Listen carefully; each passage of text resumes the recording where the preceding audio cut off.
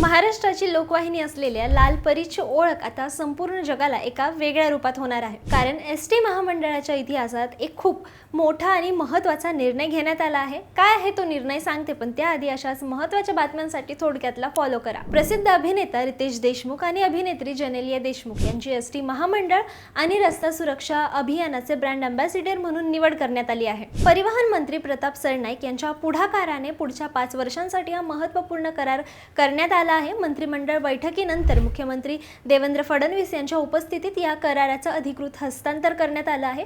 यापूर्वी मकरंद अनासपुरे आणि विक्रम गोखले हे लाल परीचे ब्रँड अँबॅसिडर होते। आता रितेश आणि जेनेलिया देशमुख यांच्या लोकप्रियतेमुळे तरुण पिढीला एसटी प्रवासाकडे आकर्षित करणं आणि रस्ता सुरक्षेबाबत जनजागृती करणं सरकारला अधिक सोपं होणार आहे।